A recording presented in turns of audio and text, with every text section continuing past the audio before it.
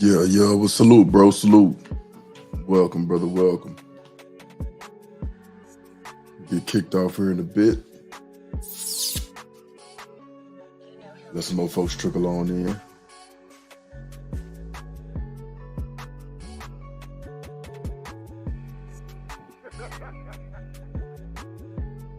Being rich and black means something, man. Don't you know that?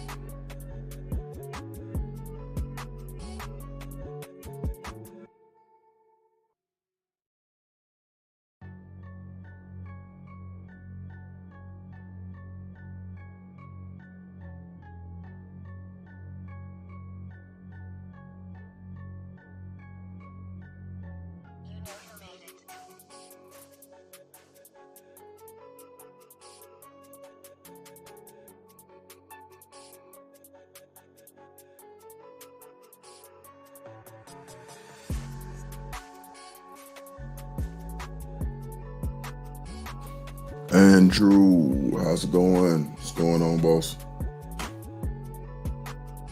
Welcome, brother. Welcome.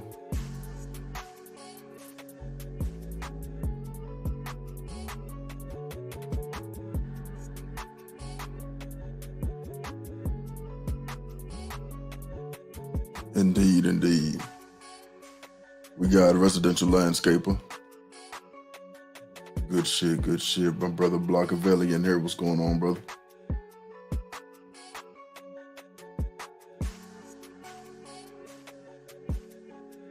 Okay, web developer. Cool, cool. So let me ask you brothers a question. What made you know that those were the things that y'all wanted to do?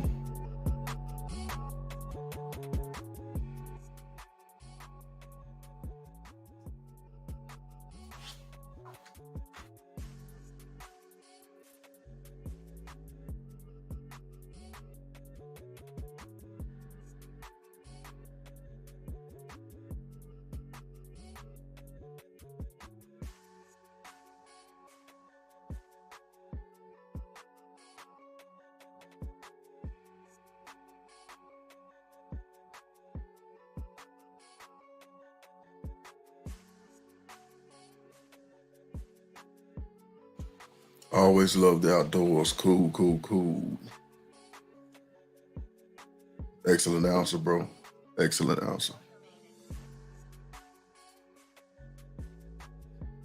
Got my brother Andrew walking here, bro. I appreciate you. Appreciate your support and appreciate you watching the stream, brother. If I'm not mistaken, I think you came over from Suzette Speaks, so appreciate you seeing it through and supporting the content.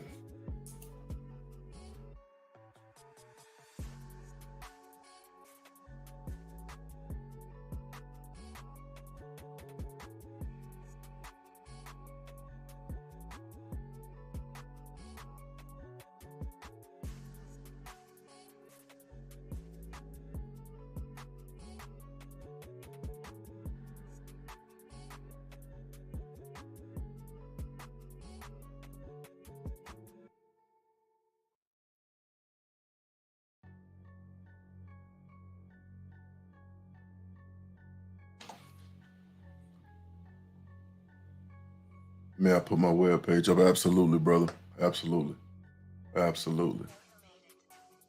Matter of fact, please do go ahead and put it up, and I'll make sure I pin it on the screen.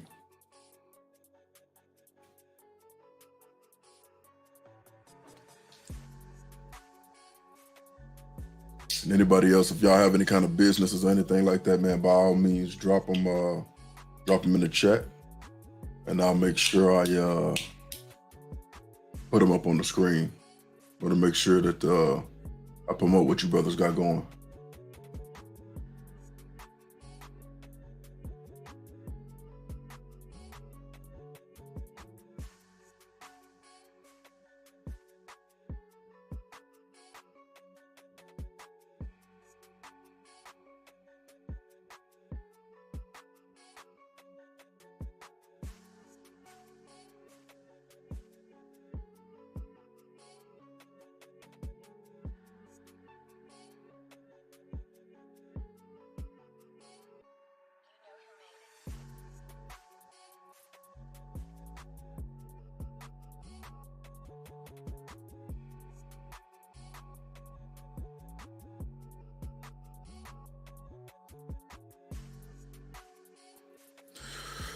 All right, all right. I mean, being rich and black means something, man. Don't you know that? Yeah, brothers, for the most part, tonight is like an open call in. Okay, New York based. Good shit. Always learning, keeping my brain smart, learning French. Good deal. Coming up, man. And I wish is why, I wished a lot of brothers spent a lot more time on this side of YouTube. For those of us who are professionals and really want to help and give back, there's a lot of information that these brothers can soak up. So if you imagine somebody who wants to get into tech, we got Brother Helmet Chili here, we got Brother Blockavelli here, Brother Walker here. See, but this is the side of YouTube where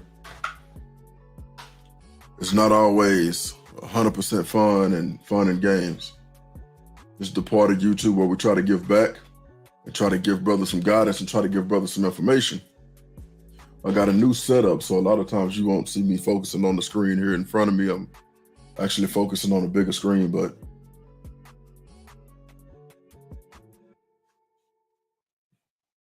one could only wish that brothers spent more time on this side of YouTube, right? At the end of the day, no matter how much red pill content we soak up, no matter how much drama is out in the space, no matter who's doing what, for a lot of the productive men that I've met from YouTube and a lot of the productive men that I've talked to because of YouTube, I think all of us come to the same conclusion, which is not enough of us. And then when I say us, I'm not talking about the brothers that are watching the stream, but I'm talking about not enough of us that actually watch YouTube have pen and pad out taking notes when these conversations are had. I can remember when I first got onto some of the brothers, some of the bigger YouTubers in the space, and I always had a pen and pad ready, and I was always taking notes, and I would go back and read those notes after the stream stopped because I knew that I couldn't absorb everything that was happening throughout the stream. And I would go back and I would read these notes. Maybe I would read them on my lunch break, or maybe I would, read them later on in the night before I went to sleep, or maybe I would read them, when I got out the shower. But I always wanted to soak up some kind of game from all of this information that I was taking in. Now, what I found is that as I went through my notes and I went through all of this information that I was jotting down while I would go to these different streams. And another thing too, I wanted to make sure if I was going to spend a lot of time on YouTube, I wanted to make sure I was going to get something out of it. And what I ended up finding is that I actually had something to contribute to the conversation because, as you guys know, Rich Turner, one of the moderators for Kevin Samuel's channel, moderate for Brother TLA, moderate for O'Shea. A few years back, we used to do the Hall of Game shows and featured on that Brother O'Shea's channel a couple times. So absolutely, man. You know what? I'm going to put this up on the screen too. Brother Gabe A, cybersecurity, and Brother Black Heights, tech sales. Absolutely. Casual economists. I take notes on a lot of content I watch. Absolutely. You know what though? It's not a coincidence that all of us do the same thing and we end up on the same streams. We got my brother Black Tread TV, man. That's my boy right there, man. Matter of fact, that's my brother.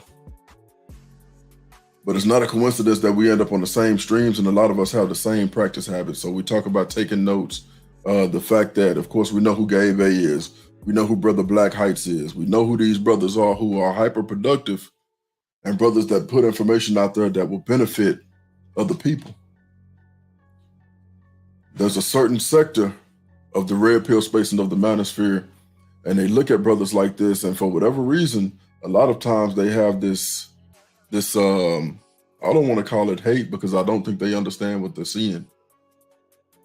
People get so caught up in this high value thing, or people get so caught up in the Blue Henry thing, that if you aren't that, they tend to think that the information is not for them.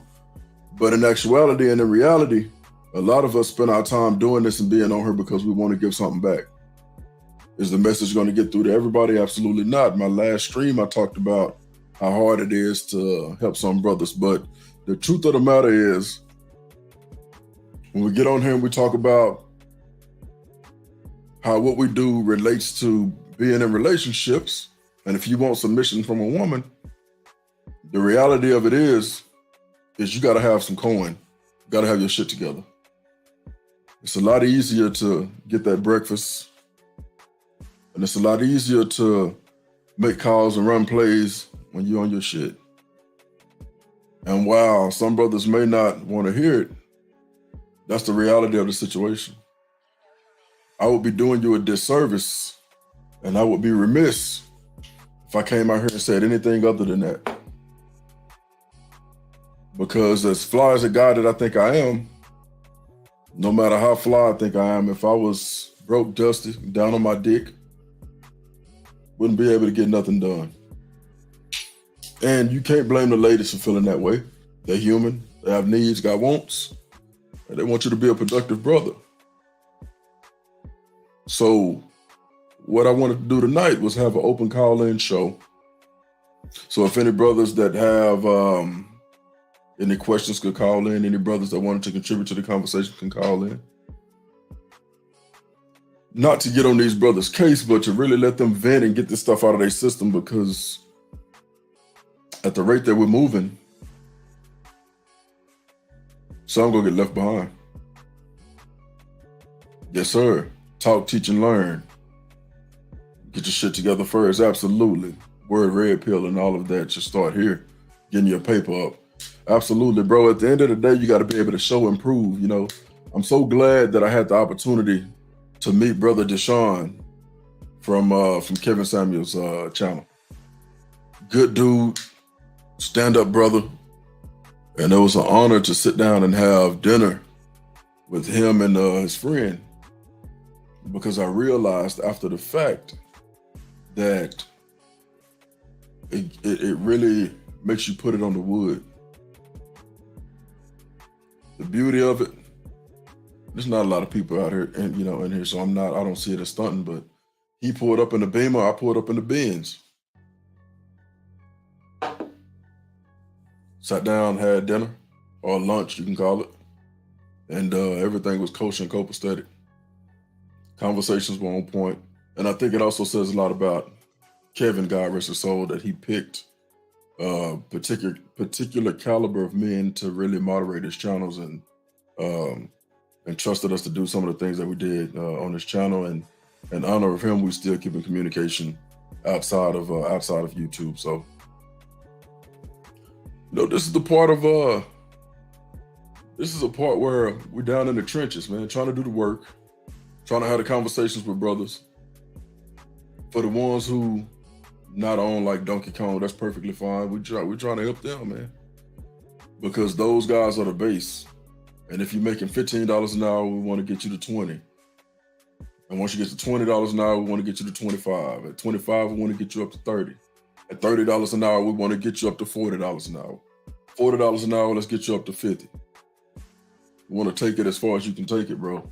Because there's no way you can ask for submission from a woman and you ain't got no paper. Honest to God, true.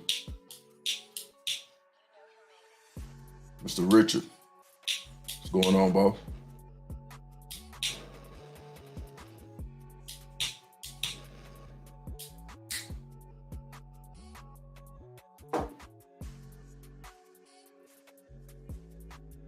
So we covered a few things. We got my brother Helmet Chili, who's into the tech space. Professor Black Ops, I got you. I've seen that brother on there too. Absolutely. All you can do is give the information. What brothers decide to do with it is up to them. For folks who want to learn about Salesforce, here's a link. Absolutely. Go ahead and post the link in there, brother Helmet Chili. So about me, what field do I work in? All right. So I work in manufacturing. What does manufacturing consist of? It could be a lot of different things. Okay.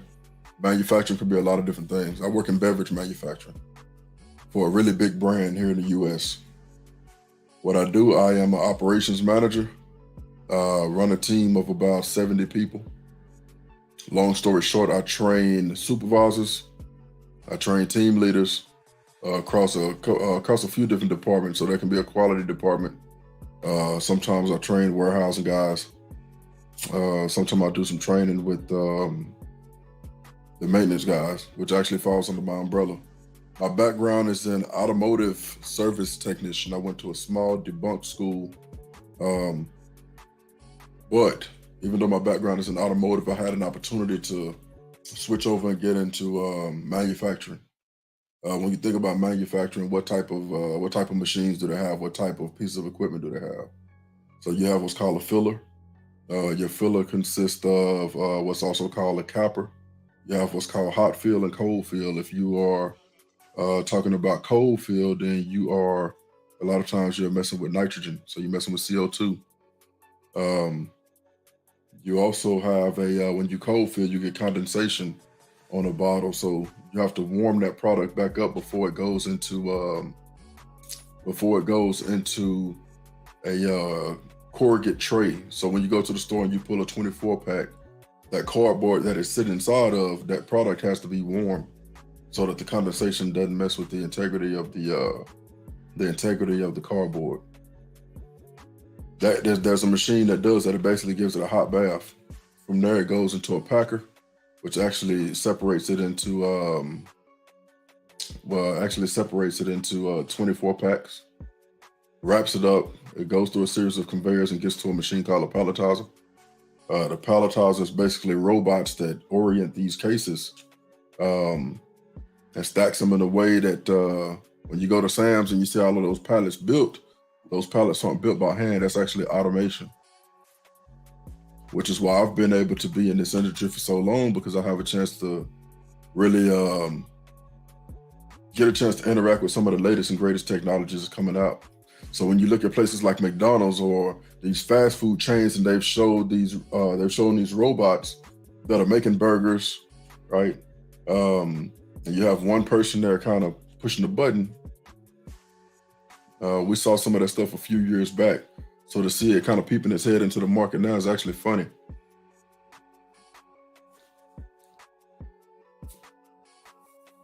Mr. Richard, what industry are you in, sir?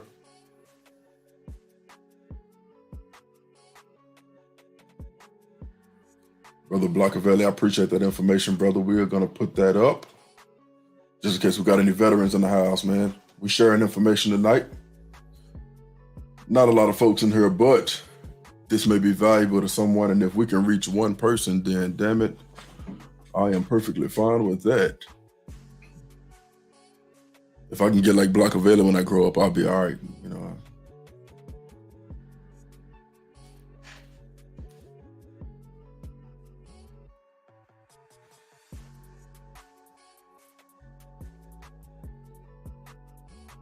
Yes, sir.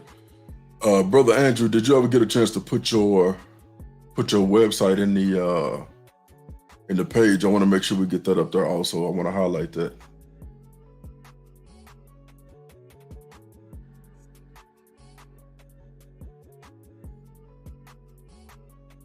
Let's see. I want to make sure we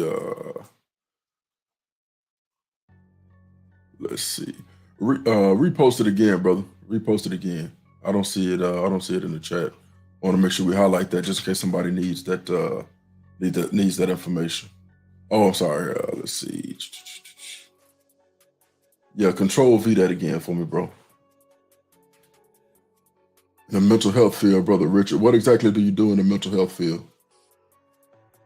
Matter of fact, my brother Black Tread TV, who's on here, you guys may have some things in common. He's this brother basically needs to wear a cape, but I know he kind of downplays it, but he does a lot of stuff that's somewhat centered around mental health. Paramedic, firefighter. Black Tread TV. I don't know if you're still in here, bro. I know you might be just not getting off, but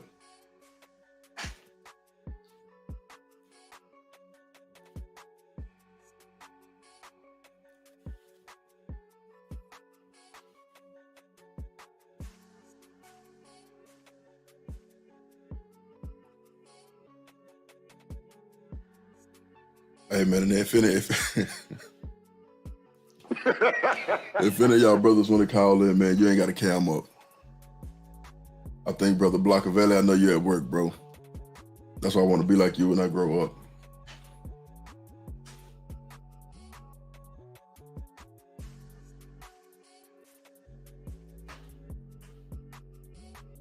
So, Richard, working in mental health, what do you do? Therapist, counselor, what exactly?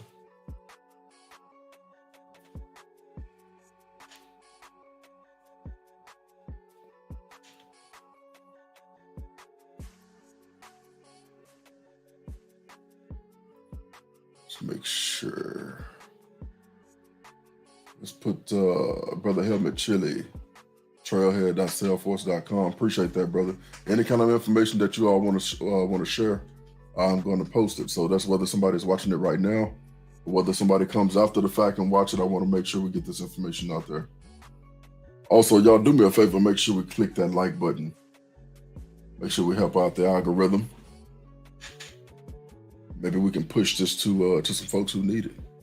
Get some brothers off of them forklifts and into some cubicles or into their own business or doing some remote work, whatever the case may be.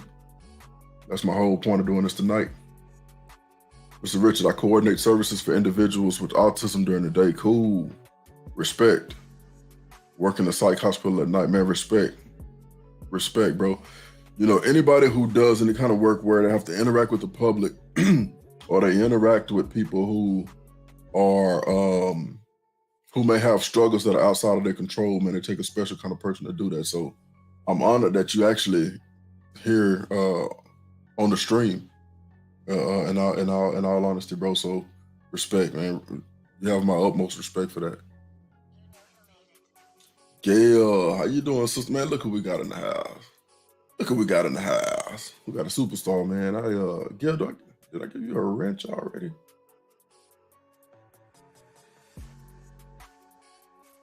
Did I give you a wrench? Oh shit, that was an accident, Gail. That was an accident. I think I accidentally erased your message, but I made you a moderator though. All right, we got my brother Black Tread in the back.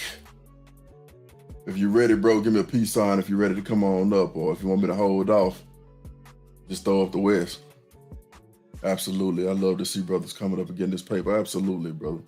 Gail, I accidentally erased your message. I was actually trying to make sure you were a moderator.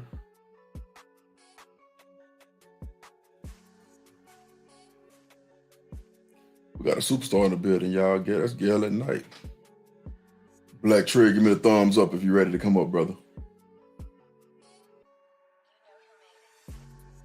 Cool, let's do it. My brother, what's going on, man? What's going on, bro? Can you hear me? Yes, sir. I can hear you loud and clear. Right on. Mm-hmm. What's going on with you tonight, dog? Brother, if I had one of your hands, I'd cut both mine off. Oh shit! Don't start that bullshit. You know, we got a brother in the chat that I don't know if you saw it, but he deals with He coordinates services with autism during the day and then works at a psych hospital at night. I was Okay. explaining to him that you guys somewhat had the same background, and that I know that you really don't put a lot onto it, and he's probably the same way. But it takes a lot to be able to do that type of work, man. It's like a special kind of person to be in that kind of field or be in that profession. Right. And by no means am I claiming to be an expert. I'm actually fairly new into the space. I mean, I've been fighting fires and doing paramedic work for almost 10 years. But I just recently joined a joint task force with the police department and a social worker or psychiatrist, where we respond to calls that are strictly related to mental health emergencies. So I've been in this space almost 2 years at this point. Still have a lot to learn, man. It's interesting when you kind of jump into a new space, man. You realize how much you don't know, but it's definitely it's been a journey. Heartbreaking, a lot of the times, man. Especially when you realize some of the mental health that a lot of people deal with are drug related, Mm, trauma related, and things of that nature. So that's the hard part, especially sometimes when you're dealing with I don't want to say kids, but because we only deal with people who are at least 18 years old and up. right. But even like 18 and 19-year-olds, man, when you kind of get the backstory of their upbringing, the abuse that they've kind of had to endure, man, just kind of makes you appreciative of a lot of things, or a lot of the privilege that we kind of grew up with, in a sense, and which wasn't a whole lot of privilege, but you know compared to some other people who are doing extremely bad or just kind of stuck in a slump, man, it definitely humbles you. Absolutely, bro. Let me ask you this: how is it that you knew that being a paramedic firefighter is what you wanted to do? What made you say, you know what, I'm gonna focus and take this on as a career? Because, and then for those who don't know, this is my brother in real life, man. We've known each other since before I can remember. But what was inside of you where you was like, man, I'm willing I'm willing to run into a burning house? That's not something that a lot of people that's not something that a lot of people aspire to do. Now, you don't get me wrong, you have people who are like, you know what, I care that much about society that is what I want to do, but I don't want to put words in your mouth, and I want to ask just for anybody else in the room who may be wondering. That's a hell of a thing to do. The building is on fire. I'm running the other way. Shit. You going uh into it. don't get it twisted, bro. This isn't something that I always wanted to do. When I graduated college, bro, I had my intent was actually set on going to the military. But of course, I don't want to say I got smart, because I don't want to disrespect anybody who has definitely served, or anybody who has sacrificed their life on behalf of the country and the people who live here. Um, but I was militant, bro. I was super Mm, militant, or I became super militant, man. I started, um, just kind of looking a little bit more into politics and things of that nature, man. At the time, I didn't like who was in office. right. Uh, I wasn't necessarily a fan of, uh, you know, loaning my body over and becoming a piece of government property for them to just kind of use me at their disposal. Okay. And that's not my original idea. I think it was a buddy's uncle. When I told him what my plan was, he kind of broke it down and kind of gave me perspective and said, "Are you sure this is what you really want to do?" And I was just like, "Shit, now that you done put it that way, I don't know if I want to go that way." Right. So ultimately, man, I end up getting a job at Tyco International. First, I was there, man, every bit of maybe 5 months, Mm, because I had a buddy who was working over there, man. So I didn't want to be one of those guys that's sitting around just trying to find a regular ass job. So I hit him up. Was like, man, hey, you think you give me an interview? He said, absolutely, man. He called me back like 2 days later saying, hey, my manager gonna call you. They called me, sent me for an interview. Got the job, and then I ended up getting another job at McAfee right after that. If y'all don't know what McAfee is, that's the internet security company, antivirus. So I was over there, man, working my way up to manager, and was actually the youngest manager, and one of two managers in the whole office, and did well, man. Just I think I was young, man. I think I was 24 years old when I got the manager job, and I had a lot of haters, and I really didn't have any mentors at the time to kind of help me navigate that space. And it became intimidating, man. My numbers were great, but it was kind of one of them deals when things were going great, I never got credit for it. But when shit was going real bad, I seemed to get the blame. So I think I was just an easy target at the time, and had a backbone, but didn't really know how to flex it as well because I wanted a job. You know what I'm saying? Right. And so it just became stressful, bro. Coming home every day, mood wasn't great. Wife like, say, man, shit, you need to do something different if you're gonna be coming home like this. And she was right, you know what I'm saying? Because I was kind of taking a lot of stuff out on her that I shouldn't have. And so I just at my aunt and uncle house one day, and he was like, man, why don't you come over? Because he was already a fireman. He had been a fireman for 31 years at this point. And he was like, man, he said, it's good over here, man. He said, don't let Hollywood, psych you out, man. He said, Hollywood make it seem like we just running up in crazy buildings and just dying, basically. I'm like, it ain't like that. So, so I just took a chance on it, man. He gave me the schedule, told me that I work 24 hours and have 48 hours off. And that sounded real appealing to me because, man, I've always been a businessman. I've had, side hustles or little businesses here and there, man. So the fact that I would only essentially work 2 days out the week sounded great. So I had no intention of trying to save the world, be a hero, anything along those lines, man. I went in selfishly thinking about how the time would benefit me. But once I got in there, did what I did, made it through the academy, got out into the field, and actually started seeing the worst sides of people. It humbles you, you know what I'm saying? Because you're in a position where you're responding to people's needs, and so they're looking up to you to fulfill that need or to create a resolution to their problem. So I think at that point, man, you kind of start to take it seriously and ultimately realize that you have some real responsibility. And you know me, man, I'm still to a certain extent militant. I'm not as boisterous about it. But I love helping Black folk, bro. I love helping us. I love being in the hood and, feeling like I'm making a difference towards helping us. You know what I'm saying? Absolutely. Even if the people that I'm helping don't know my name, maybe won't even see me again, man. But and I've ran on people. I mean, I've seen people at the grocery store that I've helped, and they run up to me like, hey, you don't remember me, but you helped me such. And I'd be like, I don't remember, but I've had thousands of runs, thousands of calls, and I don't remember everybody, but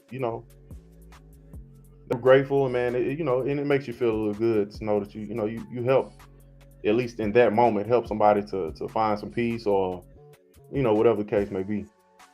Man, let me ask you something, bro. What goes through your mind when you pull up to, and I know you said you kind of pulled back on it, but what goes through the mind of somebody who pulls up to a building and it's in flames? Is it that the training kicks in, or is it, do you think about your own mortality, or is it a rush? And I'm asking, and you can let me know if I'm digging too deep, bro. Just be like, man, I don't want to talk about that shit. Hey, man, I'm an open book, bro. Have at it. Yeah, and I'm asking because there's a lot of young brothers who absorb content on YouTube, bro, and sometimes they never type anything in the chat rooms, or they never you never really see them, but they are here.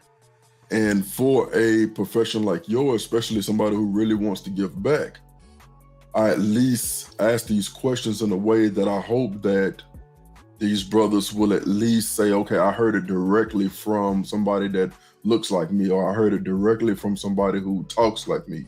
You know what I mean? So what goes through the mind? You're on the truck, and you get this call, and this building is in flames. What are the things that go through your mind, or do you just like, man, I'm gonna run in there and I'm gonna do my shit. I'm gonna hop off the truck and pop my shit, or is it, oh shit, all right, let this training kick in? I got you. Okay, before I answer that, Blockavelli, yeah, I was at the McAfee in Plano right there for headquarters, bro. Yeah, I was there for about 4 years before I left and joined the fire department. But to answer your question, Rance, I think when I first got started in the fire department, bro, it's a super rush. And I think the further along your career you go, the more confidence you have in your abilities. And even now, man, if I was to go work some overtime at a station, man, and a fire comes in, I say maybe 75 to 80% of all fire calls, bro, be false alarms. So you kind of have that in your head. You like, this may not be nothing. So, you'll get dressed, get in the truck, and you riding down the street, headed to wherever the address is, man. And, they'll either say, we could disregard burnt food. Somebody even just smoked out their house because they done fell asleep with a skillet on the stove.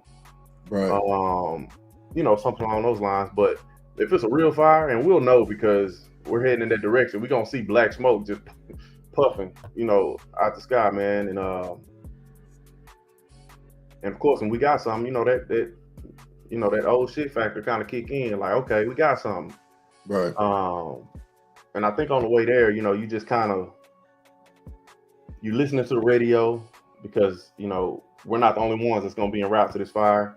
You're going to have other units that are there. So if somebody gets there first, we're listening to the radio. They're going to give their size up, tell us exactly what they have. 1-story, 2-story building, or they can say a 50-story building. If we're downtown somewhere, fire coming out of this, fire coming out of that. So, when we hear stuff like that, it's strategy going through the head. If they say it's just coming out of one window, 9 times out of 10, man, we're gonna have just a 1-room fire. Which means that maybe somebody fell asleep with a cigarette. They probably fell on the carpet and just set that one little room on fire or whatever. Man, I damn near put this cigar out. Bro, you'd be surprised. You'd be surprised at some of the bullshit, man, that catches these houses on fire, bro. Like, even like if you washing your clothes and you open your dryer up and it has that little vent. What is it? Jar little where it catches your lint. The lint catcher or whatever, and it tells you to clean it out before each load, bro. That's real. Because after a while, bro, that lint will build up and that dryer does get hot, bro. And next thing you know, bro, your dryer starts smoking and catch fire, bro. I've seen houses burn down because over some lint. Yeah. So a lot of little stuff, but just to get to the crux of your question, bro. Yeah, it's an adrenaline rush. It's not something that we take lightly.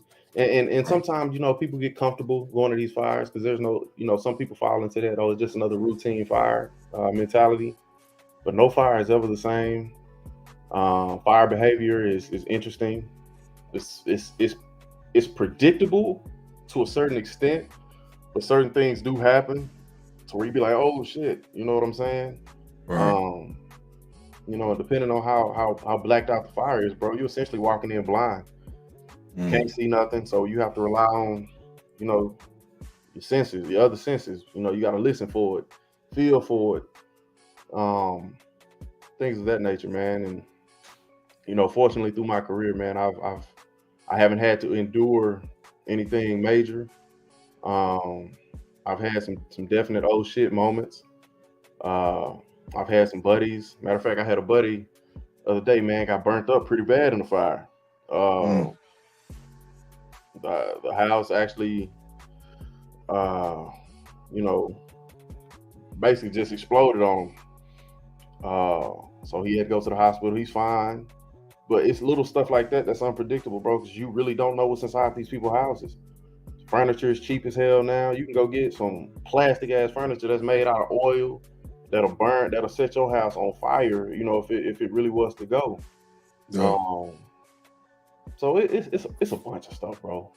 It's a bunch. Bro, you said something that was real interesting. You said you gotta listen to it.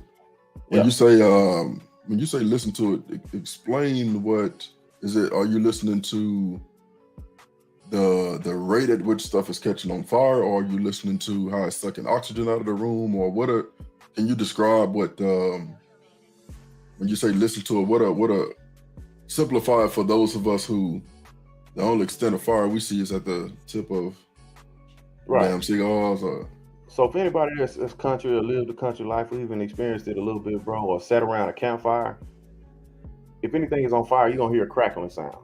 Mhm. It almost sounds like wood just kind of is crackling. Now if you in a house that's really, really on fire, the sound of rushing smoke almost sounds like a train in the distance, almost like a whirlwind type of sound. Mm. So it's a lot of that type of stuff that you kind of you listen for. You know, it's kind of hard to explain unless you kind of have been in there, but we've been trained to just listen for certain things. You can see certain things. You can watch the behavior of the smoke while you're in there. If smoke is starting to get extremely turbulent, anything like that, we know this shit getting bad. Because smoke actually catches fire. I don't think people really understand that.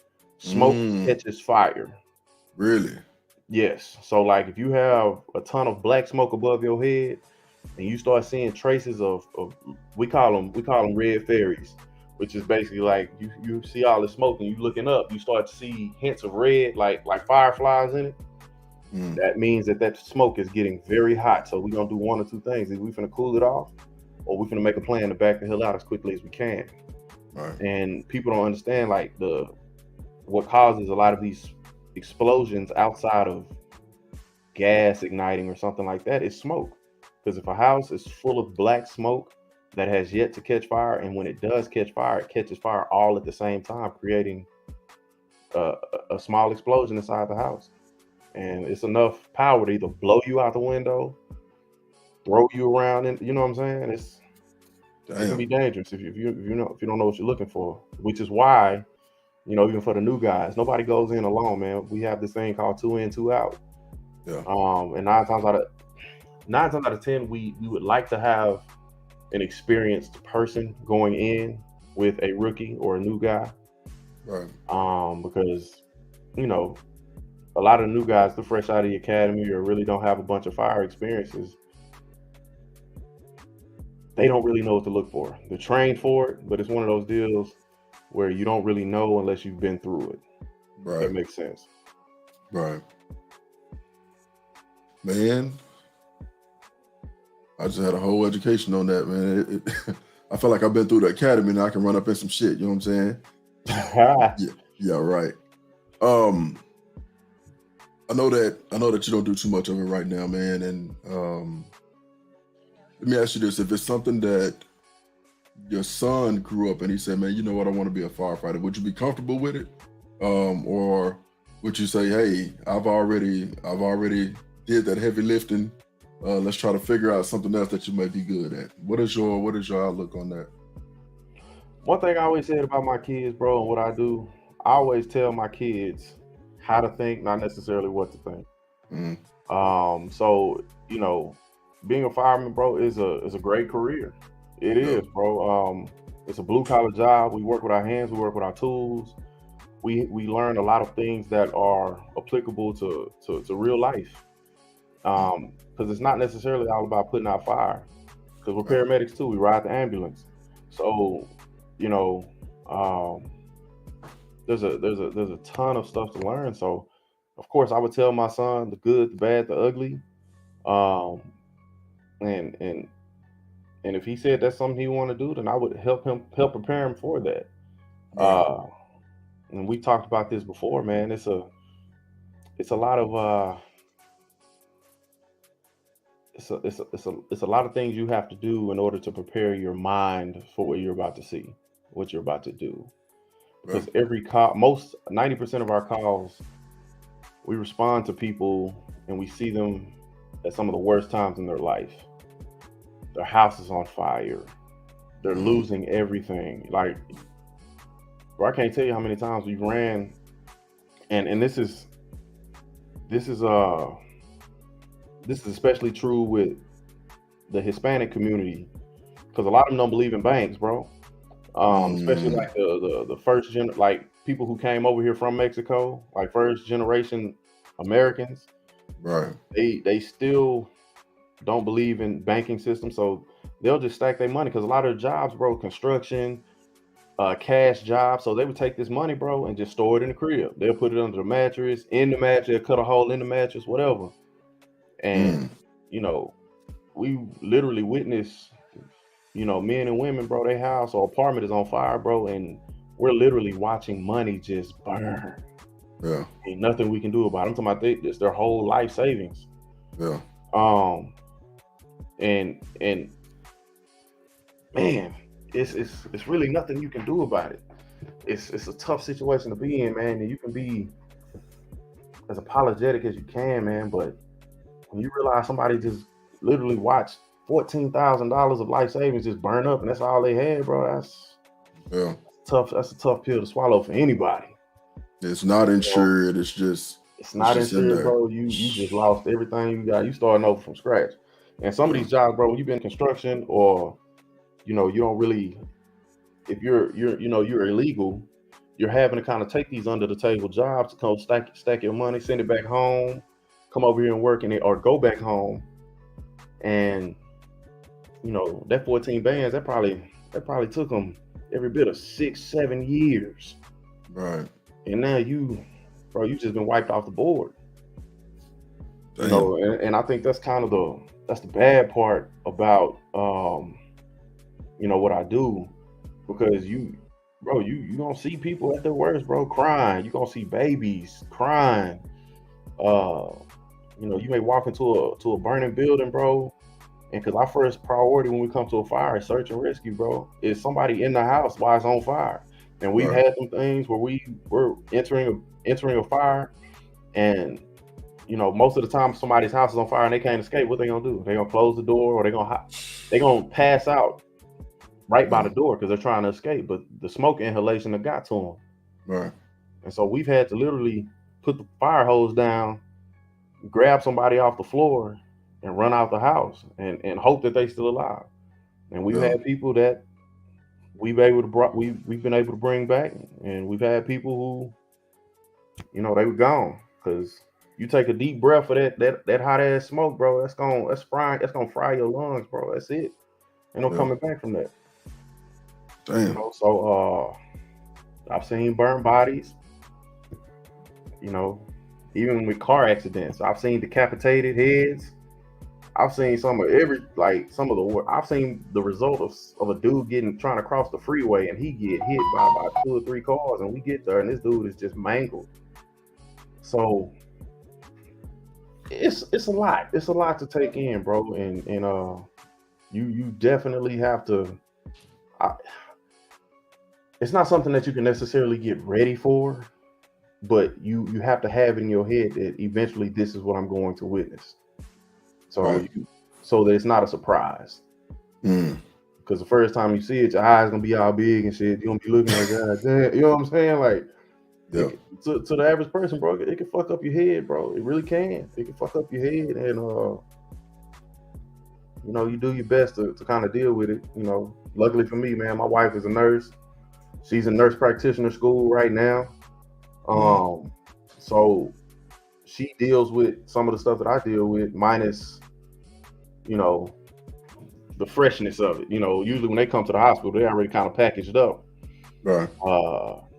But we see it either right as it's happening or right after it's happening.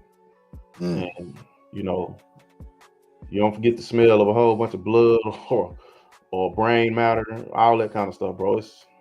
We walked in on suicides, bro. Yeah. We walked in about 15 minutes after a 15-year-old shot himself in the head. Damn. Granny found him. Granny was no good, bro. Yeah, she unglued already. Just dude, that was horrific. Helmet Chili, how do you cope or decompress from all that trauma? Honestly, bro, you really have to have somebody to talk to. And there's this macho bravado that's within the fire department, bro.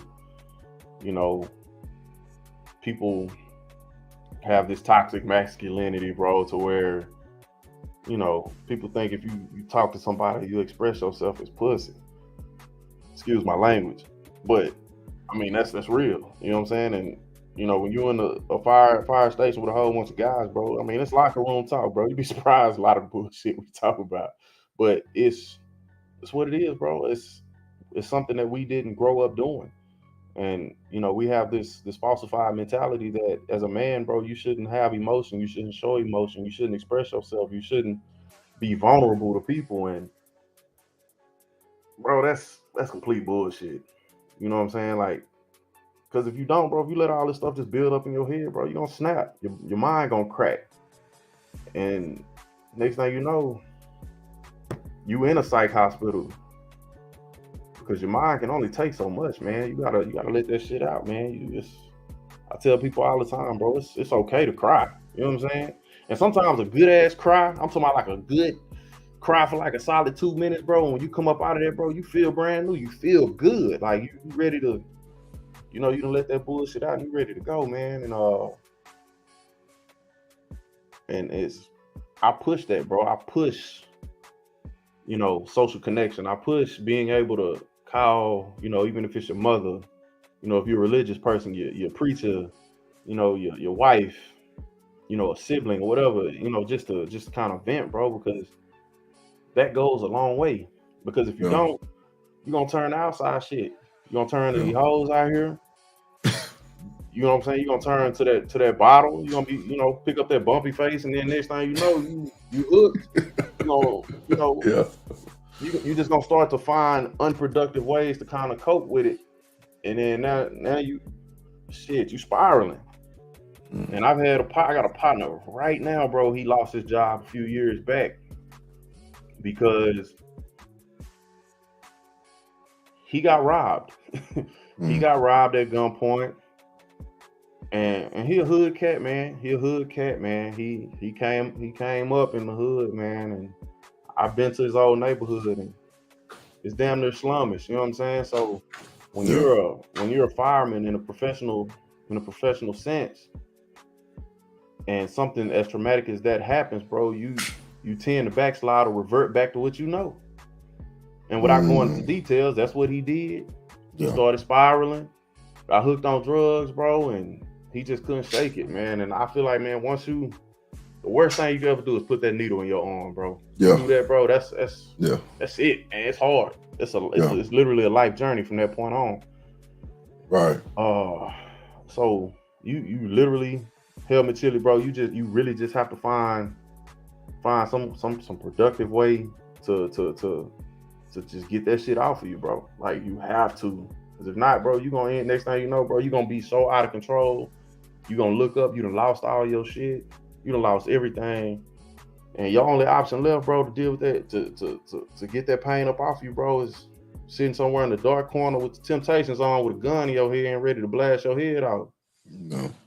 You know what I'm saying? And bro, you said something that I've heard before, and it was I have this thing, bro, where I watch a lot of war documentaries, more specifically Vietnam. My old man was in Vietnam, but I have this tendency to always watch these damn Vietnam documentaries, and one of the one of the things that these guys talked about is that you never forget, and you just said it, you never forget the smell of what a lot of blood.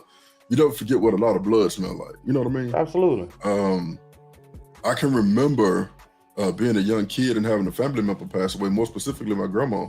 Having my grandma pass away. I used to love that woman, boy. Man, loved her to death, man.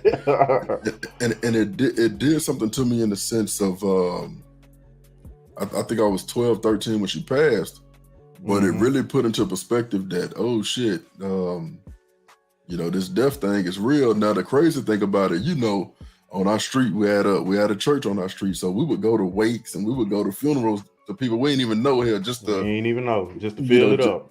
Yeah, just to be there. So yeah.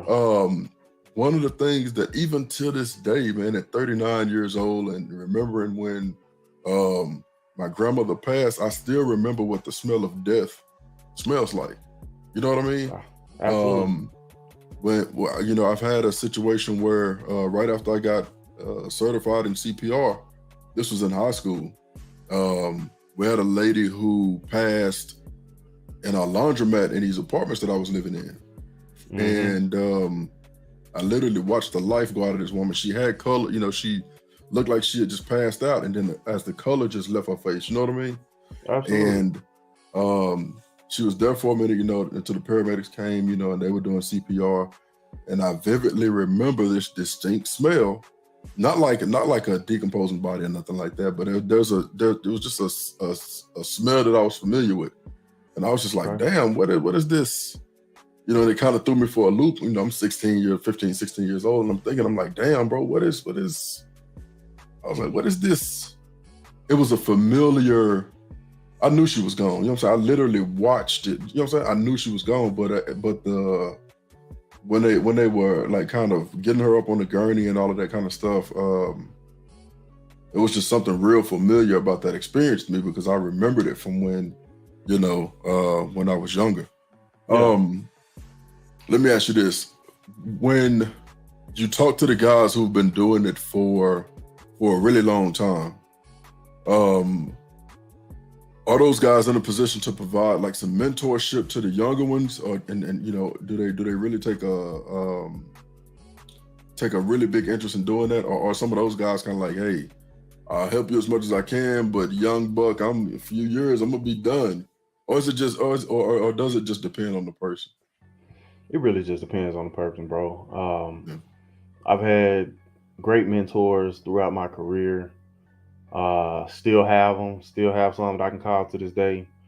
But you also, like any other industry, bro, you're gonna have those guys who dealing with their own bullshit, right, that may be outside of the job, man. And some people just come to work, they clock in, they clock out, they don't want to deal with shit else in between. Right. We got an old guy, man, who literally just retired. I think this dude was ranked number 1 or number 2 current firefighters with the most time, bro. This dude has been a firefighter for 61 years. Damn. He was one of our chiefs. Just to put it in perspective, how long this guy been on? He was on duty when JFK got shot. Damn. Just to give you an idea. Some of her clothes probably smell like fire. What? Say, and he was fighting fire at a time when we didn't have SCBAs, self-contained breathing apparatus, the air tanks that you see on our backs. Right. They were eating smoke, bro. So that's different. That's different from them green tanks they be walking around with on the they be carrying with that little tomorrow would have had a little thing underneath their nose, it'd be like a green tank with a little clear hose coming from it. It's different from that, boy. That's a nasal cannula. Boy, that's for people that can't breathe. That boy hell. But literally, bro, I mean, he was fighting fire at a time when it really was no strategy. Yeah. You know what I'm saying? It's a fire. Put the bitch out. We just want to go put it out. Yeah. A lot of people died at that time. So the fact that this man made it through and was still working, And even at his age, bro, he would still show up to a fire and get in the thick of it.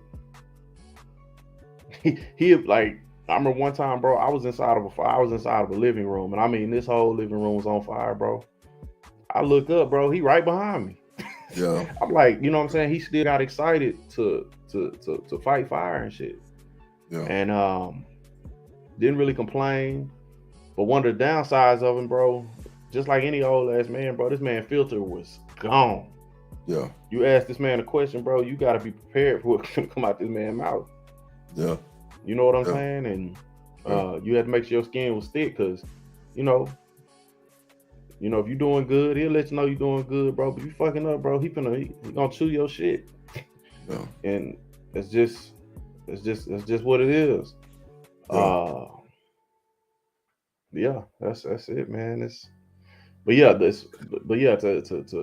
answer your question, bro. Yeah, you have guys that are excited to help the younger guys coming in, and then you have some guys that's like, I ain't doing that shit, and it could be for a number of reasons that's unknown, you know. Is the fire station co-ed, or is it just Yeah, it's you know, co-ed. the guys? It's co-ed. It's co-ed. Okay. Mm-hmm. Yeah, it didn't always be that way. You know, we've had, I think, just in the last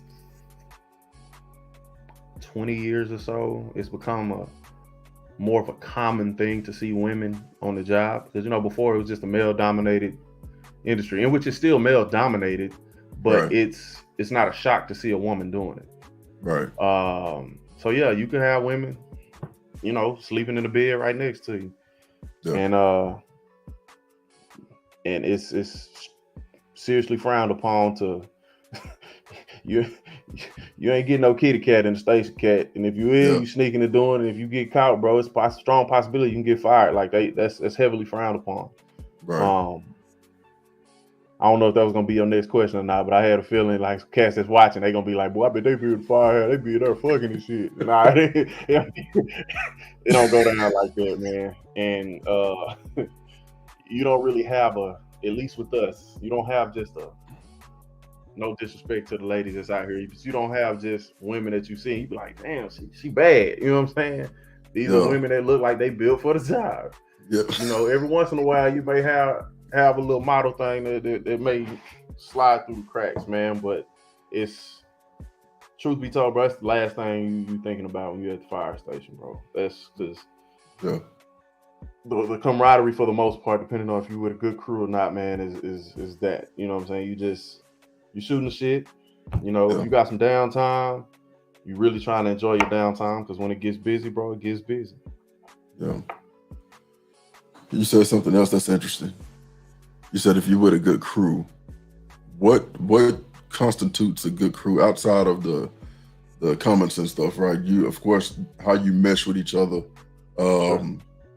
What are some other things that you look for when you talk about meshing with the crew? Do you have different firehouses that have like these core pieces there, and everybody kind of coagulates or build around these core pieces? Or is it just a luck of the draw where it's like, hey, this is the job, y'all motherfuckers gonna be risking y'all life together, you need to figure out how to get along? Or what are some of the things that goes into making like a good fire crew? I think for each and every person, bro, it's different. You know, it's I think if you ask any other fireman that, man, some of the answers may be similar, but most of it will be different. It's definitely subjective. But for me, first and foremost, bro, like I gotta know who you are. It has to be some kind of willingness to be open, because at the end of the day, you know, I have to feel like if I am in a situation to where I can't save myself, I have to have that hope and that faith that somebody's coming in to try to get me. You know what I'm saying? Yeah. So, you know, some of the one of the crews that I had, man, I had my last crew that I had before I came to this task force was one of my best friends, man, that I've been knowing since high school. We went to high school together. We hooped on the same basketball team. went through rookie school together. We was at the station together.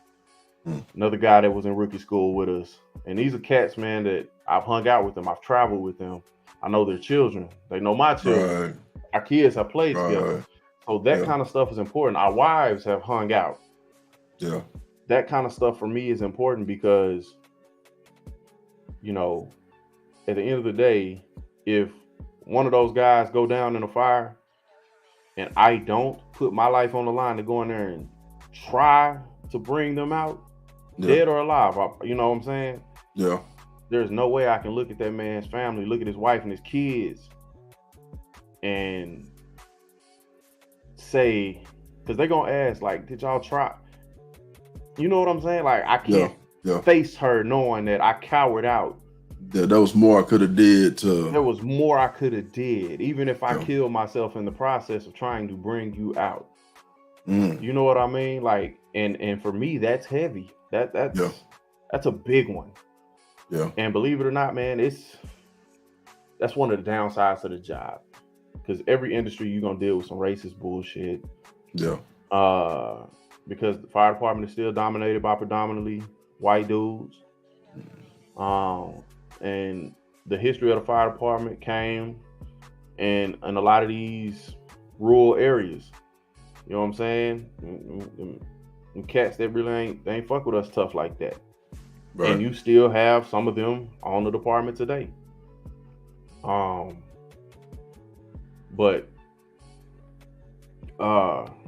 Yeah, you for me, you just really have to develop a trust. And so once you do that, you know, and you know, you get to know these people and you find out they're super cool. They take the job seriously. You know, because we all gonna bullshit. We at the station, bro. We bullshit. We have a good time as most as we can, especially with some of the bullshit that we deal with out in the field. So you know, we play as hard as we work. Yeah. So if I'm around somebody that tighten the ass or just kind of scared to cut loose, I'm be like, I don't really fuck with you like that. You know what I'm saying? Yeah. Like, yeah. You know how it is, bro. It's the same way when you playing football, basketball. You know who you fuck with in the locker room and who you don't. Right. But when we get on the court, it's about business. Now, I may not see you outside of the court. We go to a party. I may see you chunk the deuce, and that's gonna be the end of it. But and that's kind of how it is on the fire department. Yeah, man, bro, you put a lot of stuff into perspective. I know, especially for me, I got a million questions, and I try to balance it out between, you know, conjuring up stuff that you may not necessarily feel comfortable talking about for whatever reason. Maybe it's, hey man, I don't want to relive this particular subject, or hey, this particular subject is offline. But at the same time, man, you did a really good job of giving us an idea of what it looks like to do such a dangerous job. Because I've thought about it, man. I don't know if you remember a couple years back. I was like, bro, man, what's up on the fire department, bro? You like, he was like, shit, it's there. you got to do this, that, and the other. But you know, when you talk about it like that, now for me, being somebody, of course, who's really heavy into engineering and really heavy into how things work, I think when you put into perspective that smoke can ignite, you know what I mean? This that the average person would never know. You know what I mean? You wouldn't know that. Yeah. Goddamn, smoke can catch on fire, and then what it looks like before it happens. You know what I mean? Absolutely. Those are things that that's why it's a blessing to live in the time that we're living in, because you can share information that is uncommon information. You know what I mean? And, absolutely. And from my perspective, especially being a red pill guy, I've heard this trope that black men don't protect. And for me, I'm like, man, I know so many brothers who risk it all. You know what I mean? Every day they walk out their door and they lay it on the line. You know what I mean? So that typically goes in one ear and out the other. But for somebody to be actually putting their life, and then I know you personally. You know what I mean? And I know that bro gonna go hard. You know what I mean? So I'm always pushing back, and the internet is always gonna win. You're never gonna win against the internet, but I'm always pushing back against that shit. Somebody come out, black man don't protect, black man don't build. I'm like, bitch, I could take you to a shop, show you a whole bunch of shit I done built. Shit, can you build a house, bitch? Yes, Absolutely. bitch, yes, I can build. Yeah, bitch, yeah. Can you fix a car, bitch? Yes, I can. Black man don't protect. No, you full of shit. I got my homeboy. He was on the SWAT department, and he talked about these calls, these terrorism calls that they would get.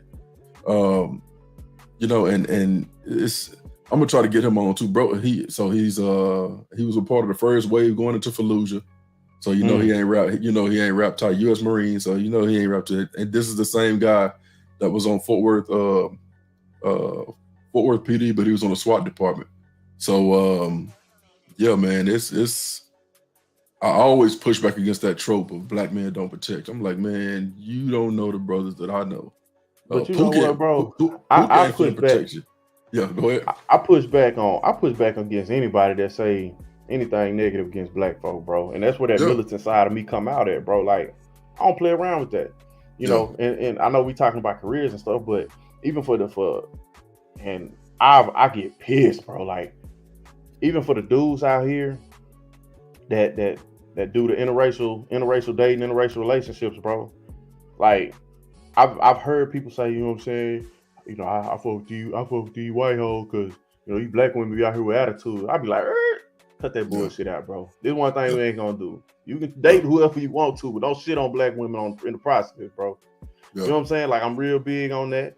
I don't bullshit when it comes to black folk. Like, you can have your opinions, but, you know, tread lightly. You know what I'm saying? Be careful with your words. You know, anybody's opinion is valid at the same time. You know what I'm saying? But humble yourself. You know what I'm saying? Because I know some cats, and I know you do too, bro. Especially where we come from, bro. You get hit in your lip pretty quick. You know what I'm saying some shit sideways, and that's one of the ones. That's one of the things that become sideways for me, bro. Like, don't be blatantly disrespectful to black folks, especially our women, bro. I protect them straight up. Man, I noticed you got that Basquiat shirt on, man. I was trying to buy some Basquiat art. Yeah, I was trying to buy some Basquiat art, man, a couple months back. I was like, good luck. Shit, exactly. I was like, shit. I was like, man, shit. What is it, Jean-Baptiste Basquiat? Yeah. Man, Basquiat, yeah. Man, do you ever pull up to any calls and you see somebody wrestling in the front yard, and then all of a sudden you hear, I refuse to answer any questions under the grounds that they have made incriminate me. Hey, bro, all the time, especially being on this task force that I'm with. So we work with we work and respond to calls with police, bro. It is amazing. It is seriously amazing, bro. Like, the shit people say when they think their freedom is on the line, bro. Yeah.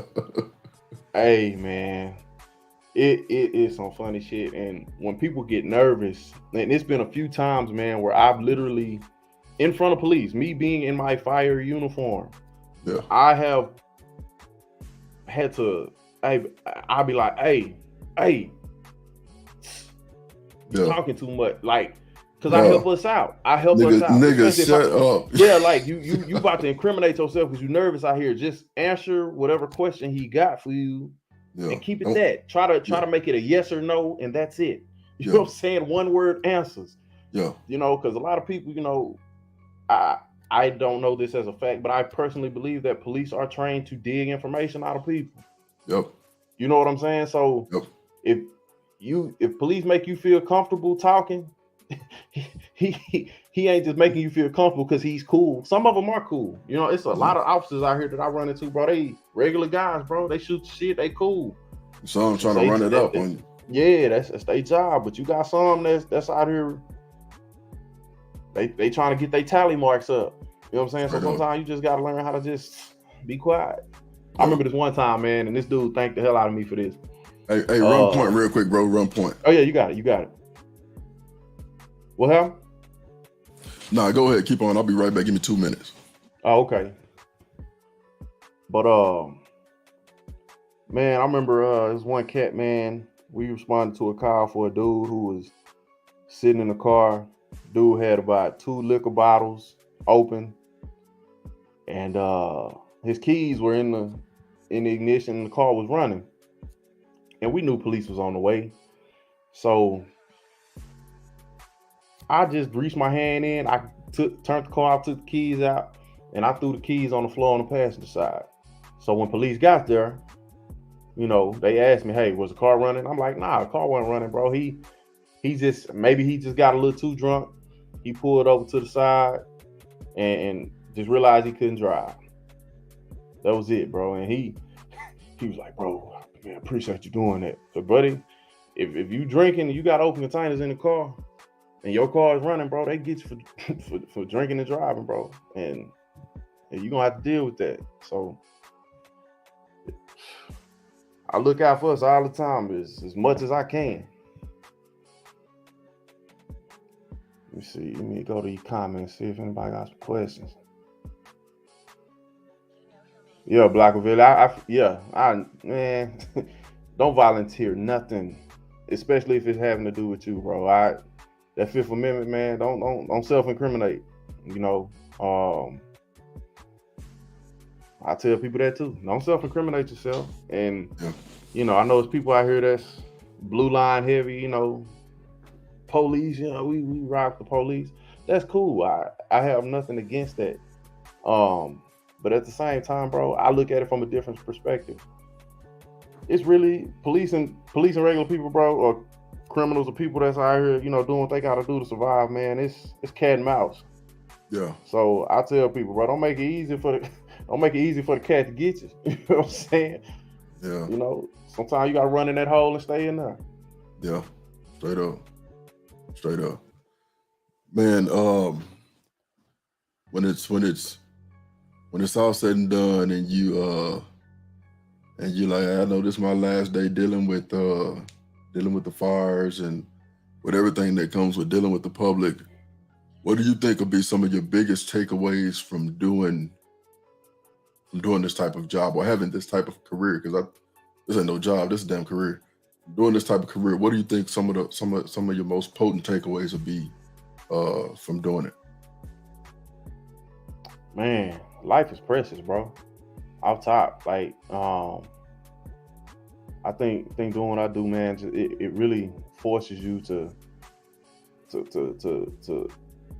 be appreciative of life. You know what I'm saying? Because it can be gone with the blink of an eye, bro. It really can. Like, be happy, like smile, bro. Like even to your brothers, to your sisters, man. It's okay to express and show love, bro. It's okay to even say, you know what I'm saying, I love you, man. Like, real talk, like hug, embrace, you know what I'm saying? Yeah. Like, because when that person gone, bro, you ain't gonna have a chance to do that no more. So I value that. Yeah. Do I get it perfect all the time? Absolutely not, man. You know, I'm human. I go through my range of emotions too. Right. And there's some people, whether it's family, friends, whatever, they may have pissed me off, and for that time period, I ain't fucking with you right now. Yeah. You know, it goes, it comes with it. But, you know, when I'm ready, bro, I talk it out. We get it done. We squash whatever it was. And 9 times out of 10, it was just a misunderstanding, miscommunication. But, you know, it's really just loving people, bro. Love people. Like, I don't care who it is. Yeah. Look at everybody with good intentions. Not, you know what I'm saying? Like, just having a positive outlook. You know, and a big one for me, man, is really just taking care of my kids, bro. Like, I don't think, like, the amount of kids I've seen out here bad, bro. You know what I mean? Like, it's really some kids out here that's bad, bro. Yeah. You know, and it makes you just want to hug your kids tighter. You know, kiss on them. Even my son, stop kissing me, bro. I give my son 1,000,000 kisses, bro. Yeah. And he be stop. Like, nah, you gonna catch these kisses. You know what I'm saying? Yeah. Yeah. You know, so but yeah, man, that's pretty much it, man. That's kind of my takeaway when it's all said and done, man. And from that, you know, standpoint. Man, I saw something on it was on TV, and it was talking about, actually it may have been on TikTok, but it was talking about, it showed it was explaining light years, and it showed the Earth. It showed the Earth, and then it said, "Hey, this is 1 light year," and then it said, "Hey, this is 1,000 light years," and this shit kept zooming out and zooming out and zooming out until, of course, it got to our galaxy, and then it zoomed out some more, and this shit kept zooming out and zooming out and zooming out. And what you find is that our galaxy is like a fucking grain of dust in the greater universe. And I'm like, damn, man, even our existence is just that shit is just a shooting star when you really put into perspective and you think about time. So all of the stuff that we deal with, all of the stuff that and I'm somebody who get in this habit of thinking 3 or 4 steps ahead and constantly doing that shit all day, every day, to the point where I get a headache. But it put all of this shit into perspective, bro. And I'm like, man, I have all of these beliefs and I have these belief systems, and don't get me wrong, I still have a code, you know what I'm saying? That I live by, and I know you the same way, bro. And even the brothers that's listening to the stream, the brothers and the sisters that's listening to the stream, bro. What it made me do, bro, was really think about a lot of stuff that I put a shit ton of stock into. And I'm like, man, in the grand scheme of things, bro, this shit ain't gonna last forever. It's with the time that I got, man, I need to do better about that people piece, because I'm somebody who, shit, I open up like a motherfucker. And if you wrong me, shit, I especially if I ain't trying to get no get back, that shit, I hold grudges, you know what I'm saying? And it's one of the things that I need to get better at, bro. There was a time where shit, I'm trying to run the fade, but now it's more or less, man, I'm just gonna cut it off and I'm not fucking with you. But seeing that, bro, that shit put it into perspective to where I'm like, man, that shit really don't mean that much when you think about how short our time is. Here on this grain of dust, goddamn it, that's floating through space. It made me think, like, bro,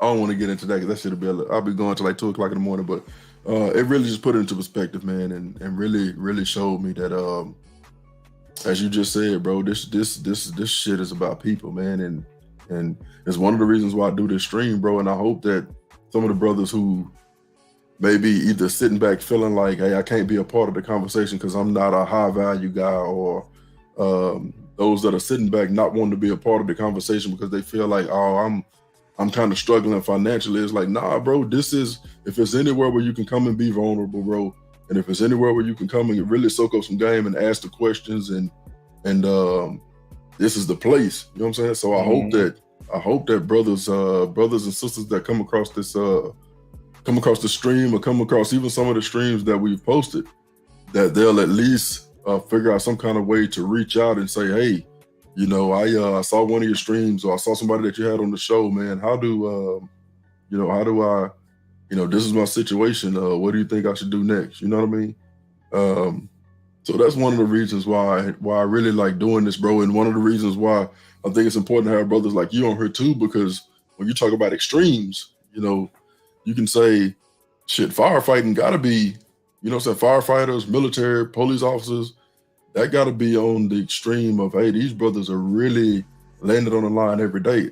Me, I'm going to make beverages in the morning. Really, I'm going to babysit in the morning. You know what I'm saying? I'm babysitting adults. But when you think about those two extremes, bro, it's important for brothers to hear these conversations, and it's important for brothers to be able to get this information. You know what I mean?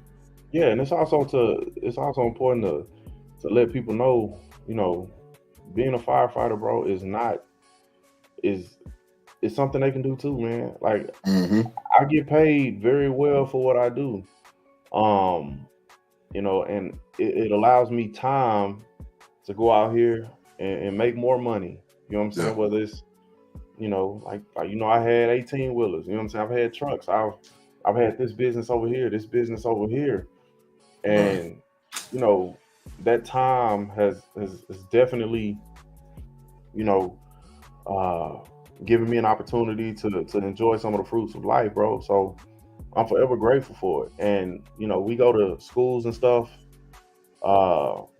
and talk to these high school kids and let them know, man, hey, you don't have to be a doctor or a lawyer. Matter of fact, you don't even have to go to college. College ain't for everybody, but learn you a skill, learn you a trade.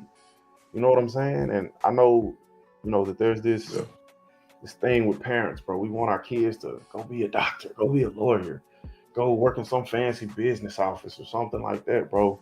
And I'm here to tell you, bro, I really feel like that shit is overrated. That's why I left McAfee, bro. I got tired of sitting behind an office, bro. I'm an athlete, bro. I played college basketball. Like, I'm used to get up and go. I'm used to this and that. I can't be sitting in front of a computer, being in meetings and shit all day, man. That shit was just boring.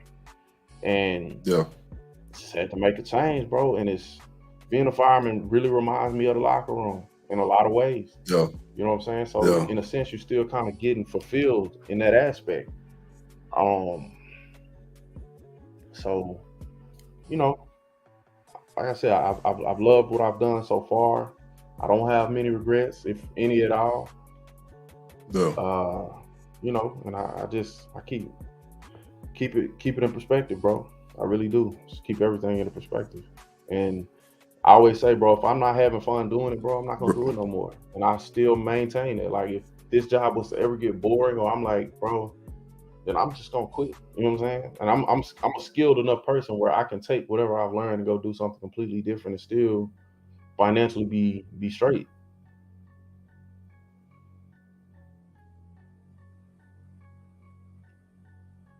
Appreciate you taking this time out to really give us a peek inside of the mind of what it looks like to be one of our valued public servants, man. Because I'm telling, I know you don't look at it from that way, man. I'm telling you, as somebody who, both of us from the hood, bro. I'm telling you, as somebody who's grown and matured, and I definitely have respect for it, bro. Because the closest I'm getting to fire is at the end of this cigar, or at the gun range if it's flying out the front of this rifle, bro. Absolutely. But I definitely appreciate you taking that time out, brother, to sit down and really give us a peek inside of your mind and your experience and your training.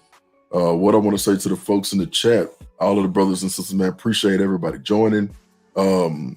If you want to support the content, of course, we got it at the bottom of the screen. You got the Patreon and you got the PayPal. Brother Helmet Chili said, does he have a channel? Brother Black Tread TV, do you have a channel, man? The people want to pick your brain, man. Man, look, I do have a channel, and I honestly, bro, I don't even want to really get started as far as creating content just yet, because I feel like I'd be cheating myself and cheating y'all. I don't have the time like I would like to in order to make it happen, man. My life is really busy right now. And I told Brother Rents that before, man. So once things kind of slow down here at my house, and some other stuff that I have going on, man, I love to create some more content and give people some game and stuff. Cause I ain't all about fighting fire, bro. You know as well as I do, bro. I'm just a goofy ass motherfucker, bro. I like to chill. I like to have fun. I like to talk shit. You know what I'm saying?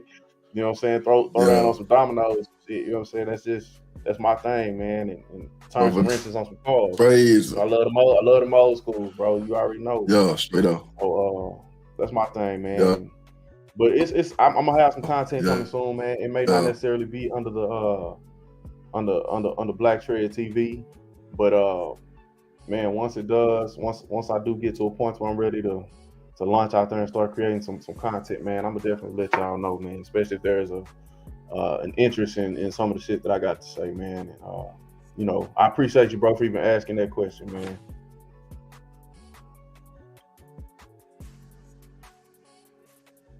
Hey, yeah, bro. You already know.